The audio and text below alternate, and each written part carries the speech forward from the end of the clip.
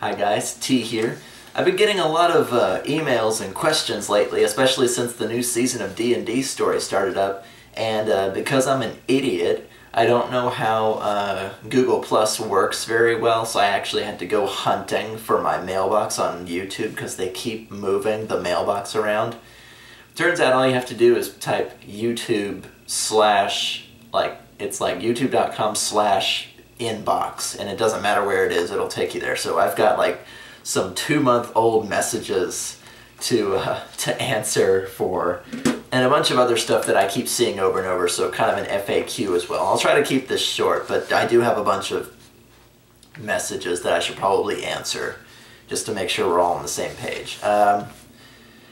From a bunch of people, why is the screen black? The screen is black because I got some new editing software that YouTube doesn't quite know what to make of, so the sound will arrive first, and then a few minutes later the video will catch up to it. So if you see a new video from me drop and you're just there right when it drops, try to wait like 15 minutes and it'll pop up fine. You're getting a higher resolution, I promise. That's why it looks so much better this season, because it's in 1020 80p. I've got Sony Vegas, I've got some fairly good editing skills, and somebody that might be helping me out with a future episode for special effects and stuff. So you have to wait a little longer than normal, but not much. So thank you for your patience. From a bunch of people, will you DM a game over Skype or online? And if so, can I join? No.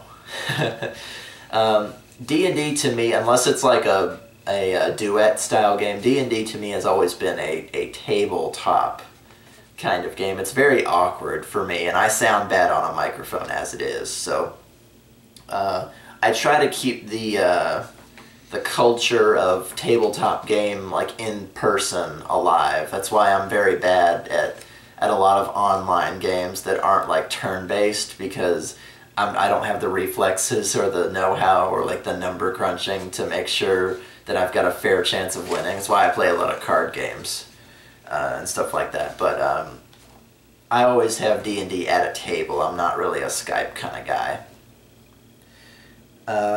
From a bunch of people also, and these are like FAQs. If I say a bunch of people, it means I've seen this message several times. Will you participate in my game online? No, again, if I play D&D, it has to be at a table.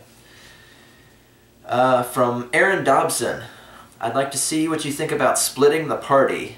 Yeah, I know, don't ever split the party rule, but I thought it could be used really well under certain circumstances. The groups would have to affect each other somehow. If you design a dungeon based on duality, it actually works really well, or like the two sides of a canyon. If you design a dungeon or a location that is meant for your party to split up, I would recommend that you make sure they can see each other at all times. That really keeps the flow of the game going well, so they're not using like meta knowledge like, oh, so-and-so on the other side of the dungeon just pulled a switch, obviously that opened this door. Things like that. Or like I said, if they're on two sides of a canyon, they can see each other and they're trying to make it to the end. Or there could be like a force field between them, or a pane of glass between them that they're not supposed to break for whatever reason, things like that. Think very carefully. Like I said, make sure they can kind of see each other, or at least know each other is alright by, you know, scrying crystal or whatever, or by like the whisper spell or what have you. I don't normally recommend it, because once you get into the higher levels, the more difficult monsters are more likely to kill heroes if their party is split up, and I don't know. Maybe the danger is what you're going for, or maybe you're wanting to design something more puzzle based, which, hey, more power to you. It's not really my area of expertise, because I'm not really hard-lined about splitting the party, but I try to avoid it at all costs. If the party splits up in my game, it's their own damn fault. From Elijah, or Elijah, it sounds like Elijah Copen. Have you ever had a bad guy who was actually a dragon in transformed shape? No. Though I probably should. Well, actually, not strictly in D&D, my novel, Cyranox the Feared, has a couple of bad guys that are transformed as dragons, but you know that right away. There's not really any mystery to that.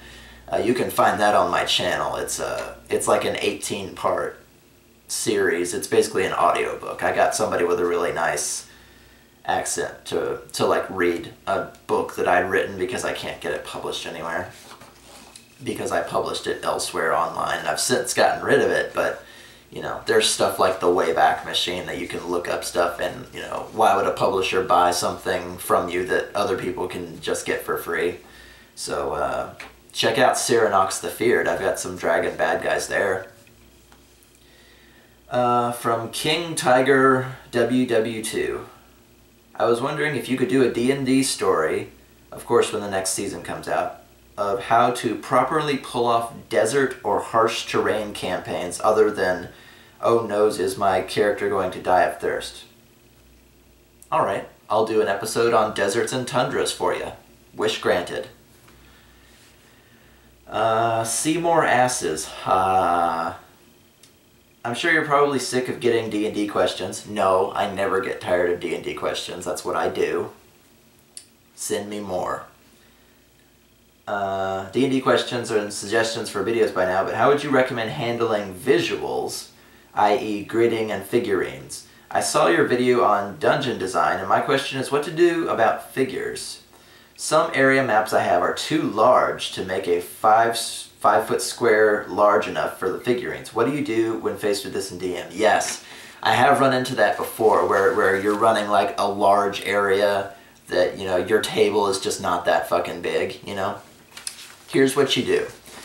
Given that the party kind of stays within X amount of feet from each other, what you do is you have a master map where you put it on whatever scale you want. Like the squares could be this big, but they still represent 5 feet.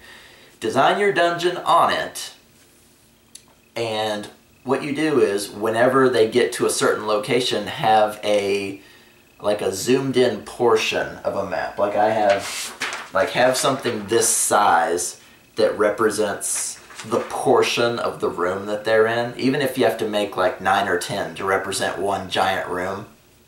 That'd be an interesting dungeon, actually, if you could make like one big room and they have to get out of it or something, or fight a bunch of bad guys or something, and just whenever they go to a certain portion of that room, you take out the zoomed in version and you sit it down and you can put their figures on it. It's very easy. What else? From Nick Drew. My problem is the group I'm DMing, 1, just lost 2 players, which we fixed, but 2, none of the players wish to play a cleric because they do not wish to select a deity, not even one from the D20 SRD. And I was wondering if there's a viable way around not having a, quote, healer in the group, and there is almost no chance of finding a new member for future campaigns. Do you know a way around this problem? Well, if you don't have a healer, you do what everybody else does. You carry potions, and lots of them. You may start, if they find like treasure en masse, or if they're like looting bodies or something like that, increase the probability that they will find, like, you know, cure moderate wounds, cure serious wounds, even cure light wounds, things like that. Potions, because if their group doesn't have a healer, and you know, you don't want to go light on them because that's not fair to them. Just give them potions or healers kits, or if you have a wizard, you know, if he's really into like fire or lightning or something on that, you could give him like a staff that has all light-based abilities, and you could sneak a cure spell onto it, or a cure spell. You could sneak a cure spell onto a magic item that's got a whole bunch of things on it, because staffs normally have like 5 or 6 spells on it and like 50 charges, and each one of those spells uses up X number of charges until it's done. You could have like a regular, like a cure moderate kind of thing, like a travel staff that he wouldn't use in combat, things like that. What else? Don't underestimate the value of stopping and resting for a week. Normally, I don't remember what the rule was that I saw a long time ago. It was if a character gets 8 hours of sleep, they can regain like their level in hit points, or it's like their level plus a d6 or whatever. So if they stop and rest for a week, their wounds are gonna heal, you know?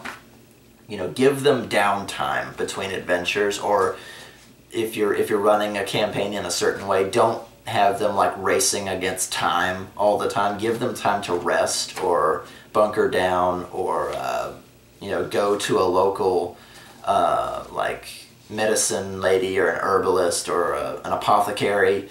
You know, drop healing locations around, or places of power, or like a magic pool with a nymph in it, and if you're nice to her, you can drink the waters and you'll be instantly healed, but you can only ever do that once in your lifetime, and stuff like that. Give them more options. Potions obviously is the easiest one, but give them like give them more options other than having a dedicated healer.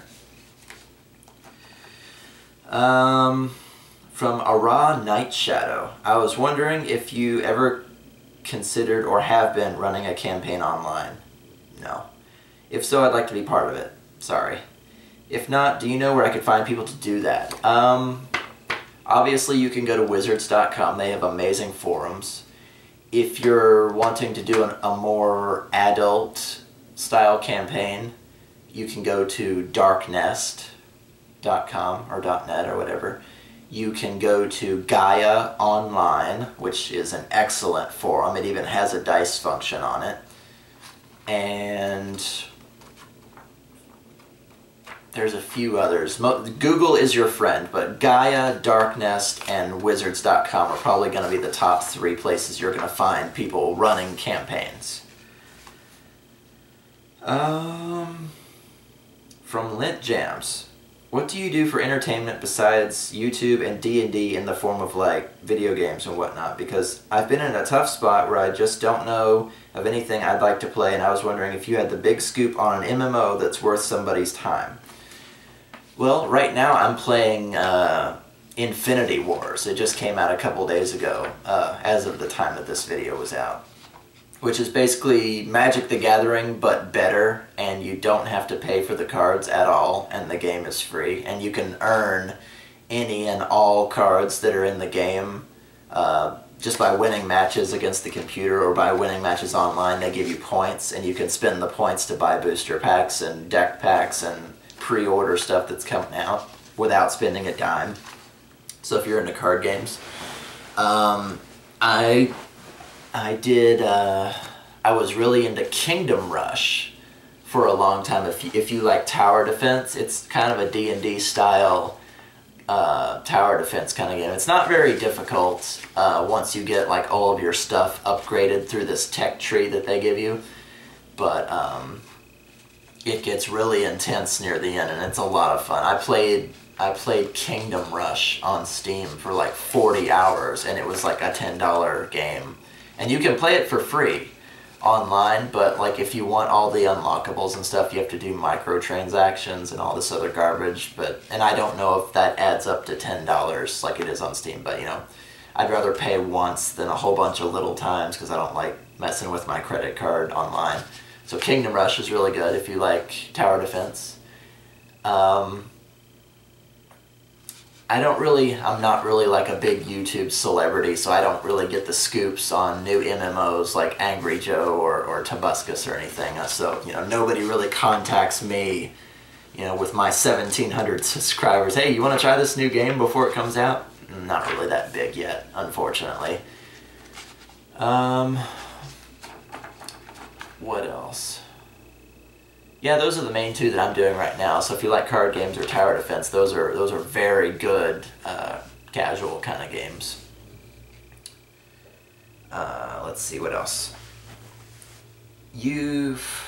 Oh, and if you get onto Infinity Wars, of course I have to push this because I want the free rewards too. Infinity Wars, there's a code that it'll ask you for when you create your account. It's a 54960, and it might give me something cool for bringing somebody into the game, but that's ignore that if you're not interested. From Mark Smith, you have a Doctor Who box. Is that the RPG or some videos? If the RPG, did you play it? No, it's actually a lunchbox. It's a little tin, like, collectible lunchbox, and I keep junk in it. It's not really... If there is a Doctor Who RPG, that'd be kind of neat, but, you know, it's a lunchbox. From Eclipse Lyrics and Other Stuff. Is that you, Aegis Shield? Yes, it is. I also go under the pseudonym Aegis Shield for writing and other things. From Justin Perkins. Hey, TheWriter, any hints on a dual-wielding fighter like the pick from the core rulebook? Or better, you host any games through Google Plus with mic and webcam? No, I don't. And do I have any hints for a dual-wielding fighter? No, not really. Like I've said before, the fighter is kind of the class that I strike off the list first, so I don't really have any in-depth knowledge of that particular character class, so it wouldn't be good for me to give a whole ton of advice on it as far as mechanics go.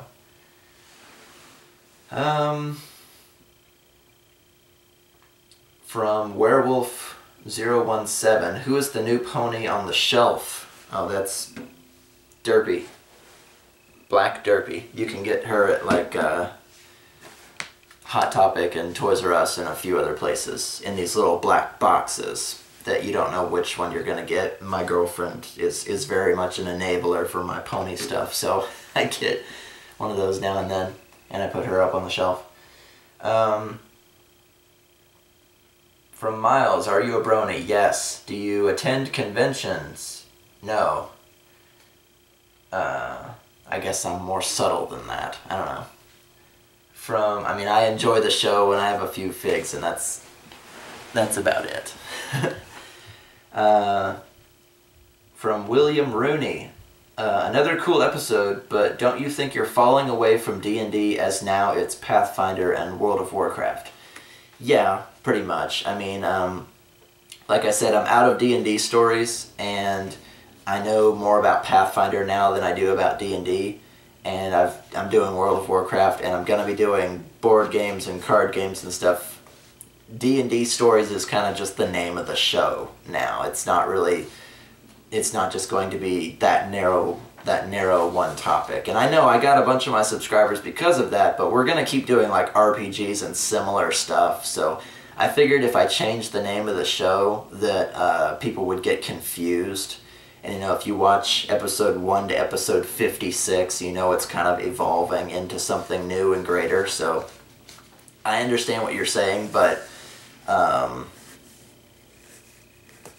yes, basically I am falling away from D&D in general, but as far as stories go, but I will be doing like theorizing and, you know, tundra and desert themed stuff, and we're not going to turn into like, you know, something else entirely. Everything that happens on D&D stories will be true to like the tabletop, the RPG, the high fantasy sort of theme. So we're straying, but not far from the original concept to make sure we can encompass more fun stuff. So don't worry, the show's going to stay the same flavor. From Anthony Van Der Sol. What does a man need besides the warmth of a fire, a good tale, and some good games? A hot girlfriend that enjoys doggy style. Also, have you played Baldurs Gate 1 and 2? No. Icewind Dale 1 and 2? No. Planescape Torment? No. And are you looking forward to Pillars of Eternity? Never heard of it. Sorry, that probably wasn't very helpful, Anthony. I've heard very good things about Baldur's Gate. I've seen screenshots and stuff, but I've never heard much of these other games. Mostly because I was mostly into reading, because I was very much a problem child growing up, so I had my bookshelf and not much else, so I missed a lot of gaming stuff growing up.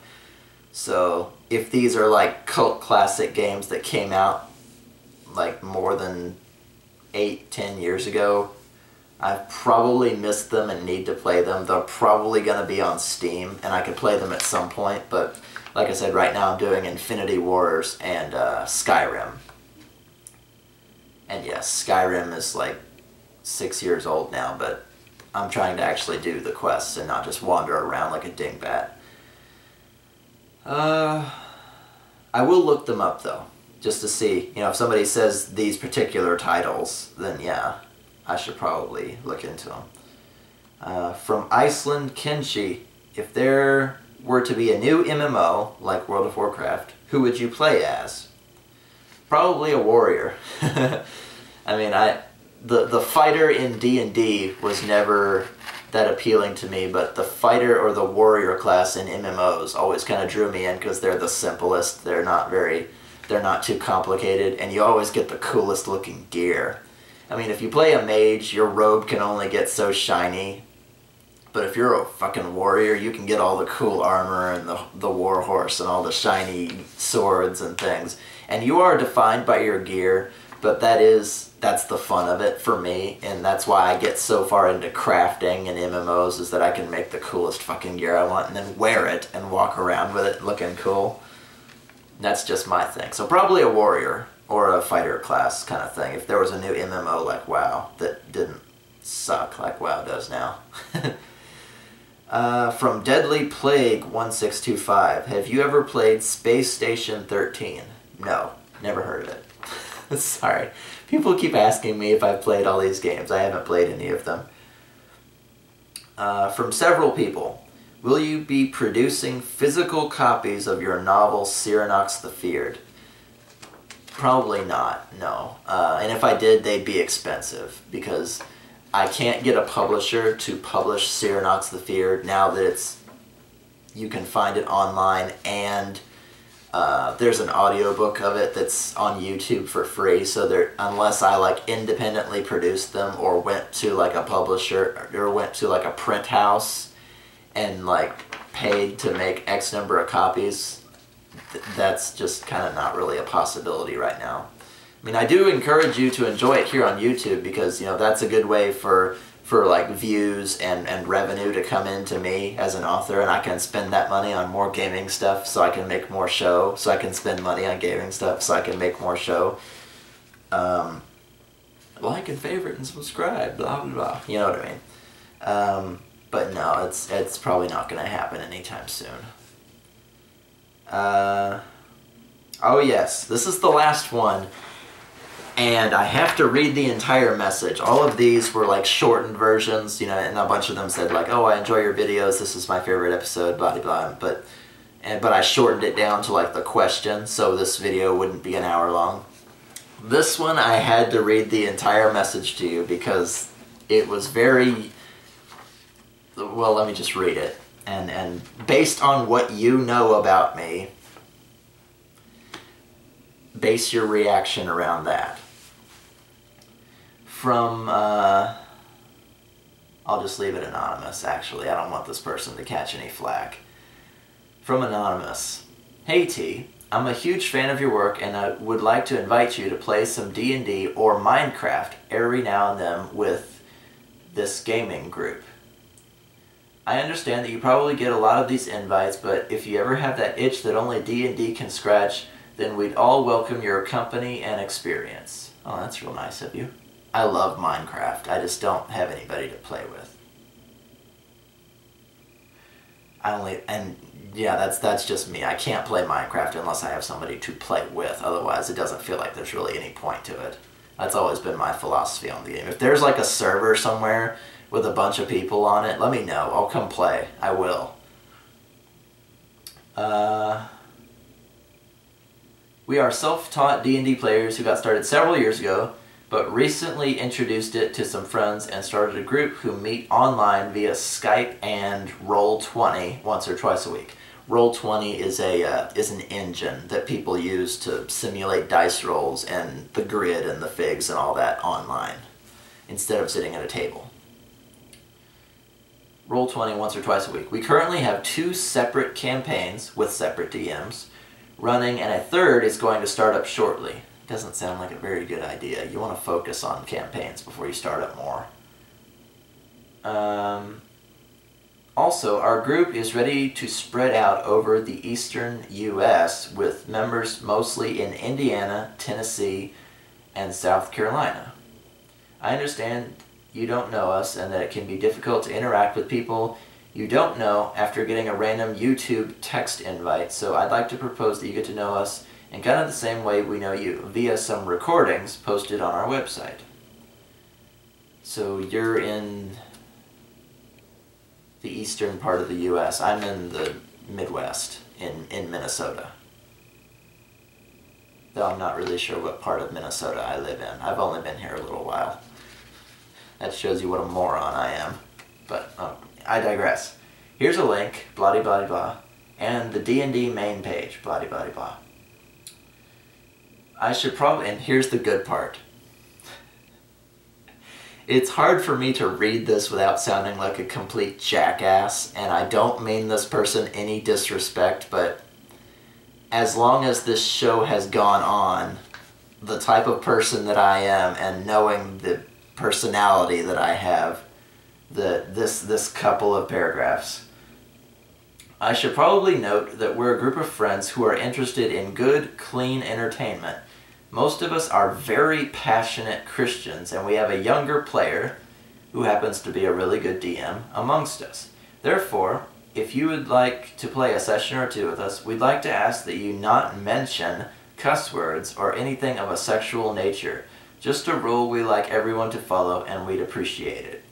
P.S. Just because you have awesome YouTube videos doesn't mean your characters are superheroes.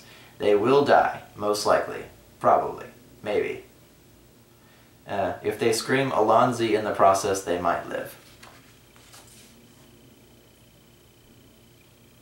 Well, gosh, I can't cuss, fuck barmaids, or any of that. You're kind of taking the fun out of it. I'll be honest with you, my father was a sailor, and his father was a sailor, and I'm pretty sure his father was a sailor, so I'm the son of a sailor. I'm going to cuss whether I realize it or not. And things of a sexual nature come up in D&D all the time anyway, so if I am lacking both of those things, then I would be restraining myself far too much. And it's not that I'm making fun. I'm trying not to sound like a jerk when I say this. It's not that I'm making fun of you. It's like this sounds like the exact opposite of what I'm used to, and I'm not the kind of guy who has the restraint to follow rules like that. There's got to, and you know, this is another reason that I have to be around a table. There have to be dirty jokes. There have to be somebody. Has to be somebody yelling at somebody else for bringing Cheetos to the table. There's got to be that moment for the one idiot that spills a Mountain Dew on the dragon figure. There's got to be sexual innuendo and pictures of barely dressed elven women and stuff like that. I appreciate the invite, but it's, you know, I can't think of a polite way to put it. It's not the D&D that I like. You know, D&D is not good, clean fun, and it was never meant to be, I don't think. Because, you know, most of the game revolves around killing things and grabbing treasure and hooking up with women. You know, and not just that it's a boys' club, there can be just the opposite as well. It could be killing monsters, finding treasure, and hooking up with the bartender or the bard or whatever. Just sounds a little too clean for me, but I had to read that one out entirely, and especially the end. Just because you have awesome YouTube videos doesn't mean your characters are superheroes. They will die, most likely. Yeah, it's a little backhanded, but it did make me giggle, so thank you for that, Anonymous. But that is all I've got for the mailbag for now. Hopefully this video wasn't too long, but I did have a backup of messages that I needed to answer somewhat more in depth. King Tiger WW2, I will make a desert and tundra style campaign episode coming up. I do have a couple more that I want to do, but I will add it to the list, so you can look forward to that. And I will see you guys on the next D&D story. So thank you for watching this episode of the Mailbag. if you have any other questions, or if you're curious about certain things, or if you want to request a certain topic for an episode or a game that I might find on Steam for cheap that you want to see reviewed, I'm getting ready to do some game reviews that D&D players might enjoy. And I've still got like Agricola and Dungeon Quest and other stuff that I want to do episodes for. So stuff is coming down the pipeline. If you want to see something in particular, tell me so I know what to have for the season that you guys want to see, okay? So keep these messages coming, keep asking questions, I'll keep answering them. You know, if I get, you know, another 15 or 20 or however many there were here, I will answer them, or I'll make another episode of Mailbag or whatever. Communication is key if you guys want to see a certain kind of content, so don't be scared. I'm just a guy, you know. It's not like I'm gonna be like, no, you suck, I hate you, blah blah blah blah. No. Alright, so until next time, I'll see you guys on the next D&D stories.